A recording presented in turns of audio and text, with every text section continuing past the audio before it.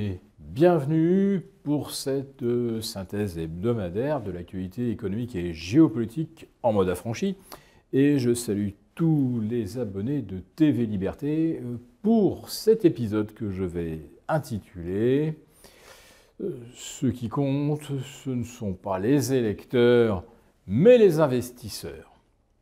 J'aurais pu trouver peut-être un autre titre, vous allez voir. On va évoquer d'autres thématiques, mais je vais commencer quand même par illustrer donc cet axiome qu'aujourd'hui, il importe effectivement de séduire les investisseurs plutôt que les électeurs, puisque mercredi dernier, Philippe Brun, député socialiste de l'heure et qui est probablement un potentiel ministre de l'économie, si jamais un Premier ministre socialiste était nommé, a donc fait état du grand oral qu'il avait passé devant une quinzaine de grands investisseurs.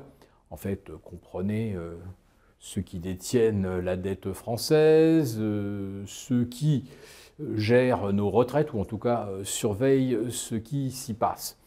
Je n'ai absolument rien, aucun grief contre M. Philippe Brun, que ce soit clair, ni contre aucun économiste d'autres partis qui serait allé faire exactement le même exercice devant exactement les mêmes représentants des grands fonds d'investissement. J'imagine qu'il s'agissait par exemple du représentant français de BlackRock, de Vanguard, de Citadel et des plus grands assureurs, puisque ce sont eux qui, majoritairement, absorbe la dette émise par le gouvernement français, mais c'est vrai également pour la dette italienne, espagnole, etc. Bon, sauf que la France, vous le savez, est dépendante quand même des créanciers étrangers à plus de 52%. Alors, depuis que M. Lecornu a annoncé sa démission, lundi dernier, le spread OAT-Bund s'est écarté. Ah là là, on a eu très très peur. À un moment, on a eu jusqu'à 87 ou 88 points. Et puis on est revenu à 85.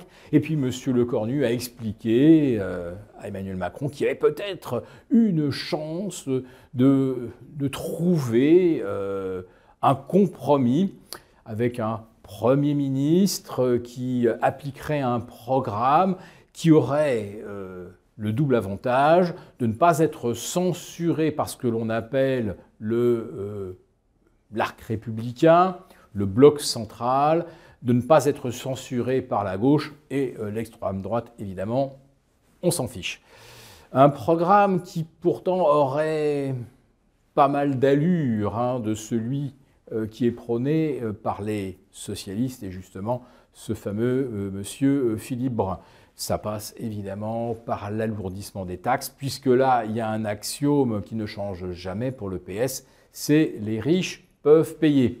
Alors, pas les riches qui sont déjà partis à l'étranger, mais les petits riches ou les moyens riches qui restent en France et qui, à force d'être systématiquement taxés au nom de la redistribution, et il faut faire payer les riches, eh ben, les riches sont de moins en moins riches, les classes moyennes ont de moins en moins de moyens et tendent de plus en plus vers ce que l'on appelle les classes défavorisées. Ça tire absolument tout le monde vers le bas, mais ce logiciel, il apparaît quasiment impossible d'en changer.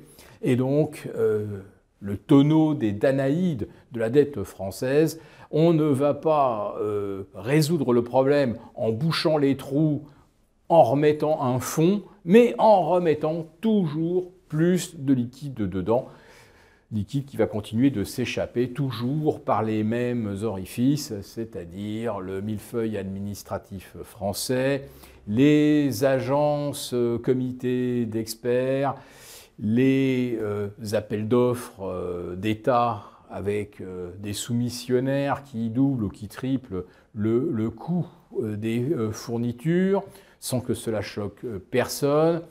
Et vous le savez également, on dépense énormément d'argent également pour l'Ukraine et pour le soutien aux pays en voie de développement. Voilà tout ce qu'il faudrait réformer et voilà ce que aucun des aspirants Premier ministre ne propose, quel que soit son bord politique. Alors, quand je vous disais que le spread au Hateboun s'était élargi, écarté, ça n'est quand même pas allé bien loin. En réalité, on commencerait vraiment à s'inquiéter si on atteignait du 100 points de base. Et là, c'est une hypothèse tout à fait plausible si jamais on avait une dissolution qui plongerait la France en récession pour les 2 prochains mois, c'est à peu près certain. Bref, ça sacrifierait le 4e trimestre et cela, évidemment, ne plairait pas beaucoup aux investisseurs. Mais grosso modo, la France n'est pas la seule, finalement, à faire le choix de ne jamais résoudre les problèmes de dette par les bons moyens, puisque figurez-vous que le Japon, avec sa nouvelle première ministre, Sanae Takaichi, fait également le choix de la dette, des dépenses keynésiennes pour relancer l'économie, soutenir éventuellement la consommation, parce que la consommation, évidemment, elle est fortement contrainte au Japon par une inflation de plus de 3%. Et dans la vraie vie, ça doit être bien plus que cela, comme partout ailleurs. Et donc, le Japon a fait le choix de sacrifier sa devise. Donald Trump a fait le choix de sacrifier le dollar. Alors lui, il le clame haut et fort. Il veut que la Fed baisse les taux de 200 points comme ça, one shot, ou en tout cas le plus rapidement possible, ce qui signifie que le dollar pourrait perdre 15-20% supplémentaires face à l'euro. Alors pas face au yen, puisque le yen va, on l'a compris, probablement accompagner le dollar. Bref, l'euro reste ou devient d'un seul coup une sorte de monnaie forte au moment où ça risque de freiner complètement notre croissance qui est déjà quasiment à l'agonie, puisque l'Europe affichera difficilement plus de 0,7 ou 0,8% de croissance à la fin de l'année, vu que l'Allemagne vient de publier des commandes à l'industrie en baisse de 4,3%.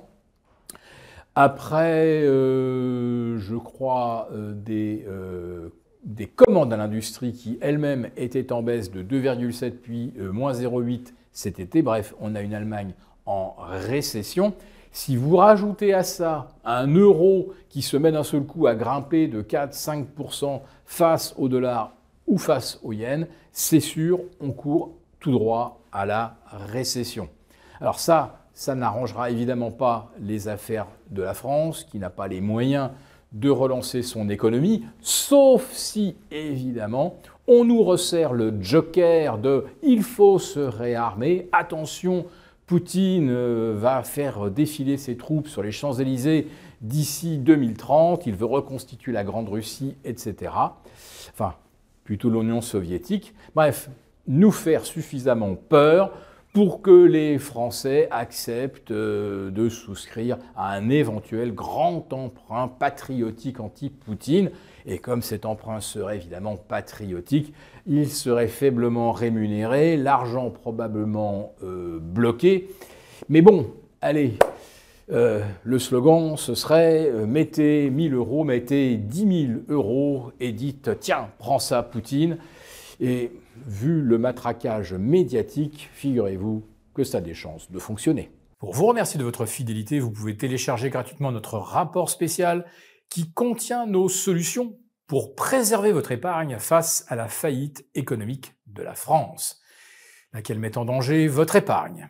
Il vous suffit de cliquer sur le lien en description pour l'obtenir gratuitement. Merci et à bientôt.